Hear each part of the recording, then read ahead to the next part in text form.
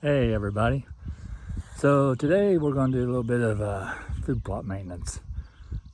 We got some beans planted on 30-inch rows. We sprayed with Roundup back earlier, but now we got some Roundup resistant water hemp coming up and it's getting thick.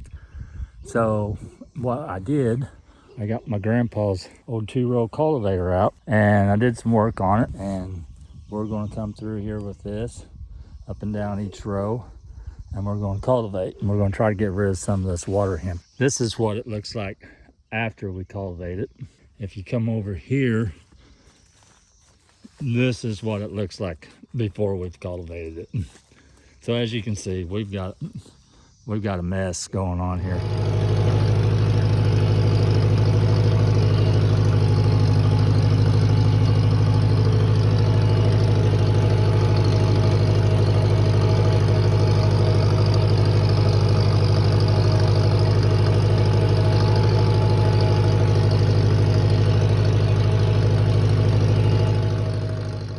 Okay, so we got our did.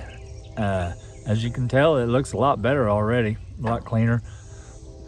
It was so thick. I mean, there's water hemp in some of the bean rows, you know, and so we wasn't able to get that, but we can come through by hand and pull that out.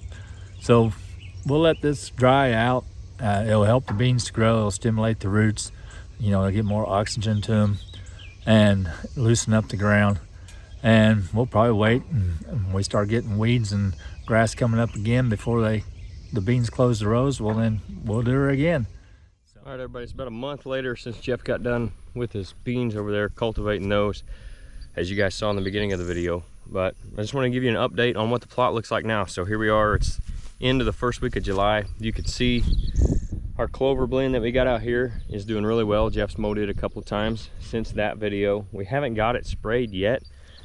And this end where we're going to put the fall stuff or the winter peas or whatever we're going to do down here, haven't got it sprayed yet either because we've had some troubles with the sprayer. So, but you can see just from the mowing, it's kept it looking pretty good. There are some bare spots in it, but that's where we'll just come in this fall and we'll put down some more seed.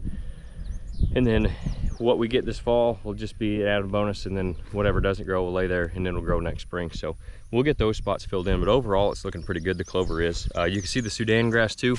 I'm standing beside some of it that's probably 5.5 feet tall. There's places where that's about as tall as it gets. There's a few maybe 6 foot tall, and then there's other places where it's probably 3 to 4 foot. There's some different soil types throughout here and a little bit of different lay of the land where it holds the moisture and stuff like that. So, but it's looking pretty good too. We were a little bit worried about it at the beginning, but I think it's going to do all right. It's definitely going to be really good down here at this end where he's got the switchgrass in between the two plots of Sudan grass and the clover, and then whatever fall stuff we put down. The deer are going to feel really good about being out here, even in the daytime. I think he'll probably get some good pictures out here in the daytime. But you can see the beans down on the other end too.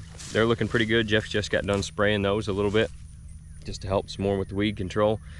They're getting tall enough now where he's not getting the cultivator in there, so they should start closing the rows up. Really, they already have to some extent, so that'll keep the weeds down in them as well.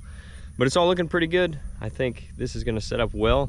The field directly east of here this year is not being planted, so I do think that's going to push some deer through this woods and then out into the food plot just kind of naturally too. So they've been coming in from the corn across the road and hammering the beans down there already, so we know they know about them. Even the ones that aren't just living here, we're getting some deer moving through and using it. So we're excited. Jeff's going to get some cameras up soon. I know he's already got a couple in the woods.